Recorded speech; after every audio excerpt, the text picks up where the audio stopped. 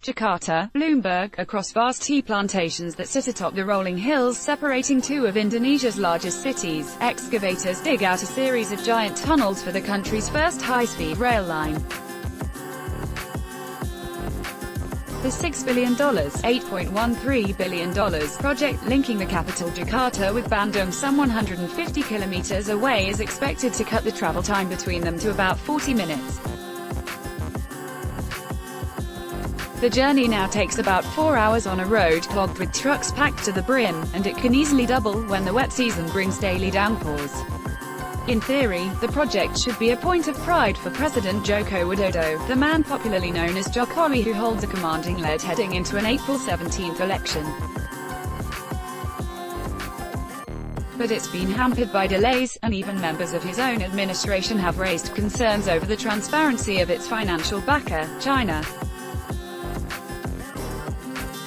The Jakarta-Bandung high-speed train represents everything that's wrong with Belt and Road, Mr. Tom Lembong, Indonesia's investment chief, said in an interview earlier this month, adding that he still remains a supporter of Chinese President Xi Jinping's ambitious plan to finance global infrastructure. Deeply troubled, it's opaque and non-transparent. Even us cabinet members are having trouble getting data and information, Mr. Lembong said.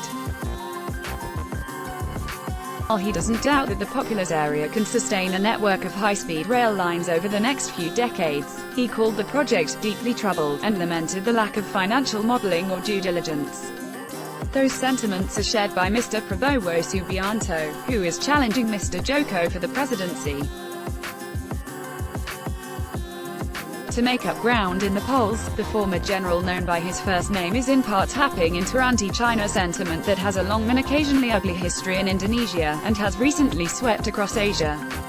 Last year Dr. Mahathir Mohamad stormed to power in neighboring Malaysia after promising to review Chinese investments, including a high-speed rail line. Myanmar has reassessed the price tag of a China-backed port, while Thailand's opposition plans to review Chinese investments if it takes power after a disputed election this month. Tiny Maldives also booted a pro-China administration in a shift toward India. Mr. Prabowo has said he welcomes Chinese investment, but it must also benefit Indonesia. He has vowed to review the high-speed rail project, and also to get a fairer deal in trade with Beijing. Indonesia's trade deficit with China surged to $18.4 billion last year, up from about 40% since Jokowi came to power in 2014.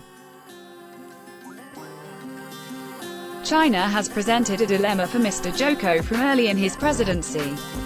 On the one hand, stronger ties with Beijing and billions of dollars in cheap financing help him bring jobs and overcome a shortfall of government revenue.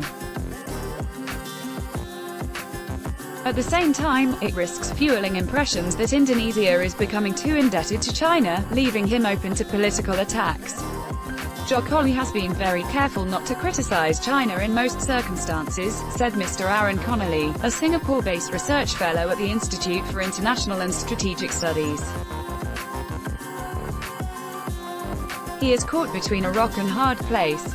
Some Chinese investment in Indonesia is driven by economics, such as nickel mining in Sulawesi, Mr. Connolly said. But the high-speed rail project turned into a bidding war between China and Japan. China offered lending rates and promises in terms of completion and delivery, which it hasn't fulfilled, that were pretty extraordinary, he said. Earlier this month, Mr. Joko's administration said it would offer projects worth $91 billion to China with a focus on developing 4 separate economic corridors. In late April he's scheduled to head to Beijing for a Belt and Road Summit hosted by Mr. Xi. China is also backing several other big-ticket projects besides the high-speed rail. A $1.6 billion hydroelectric dam supported by the Bank of China has been proposed for North Sumatra. On the island of Borneo, a Chinese state-owned company is set to build hydropower plants worth almost $18 billion.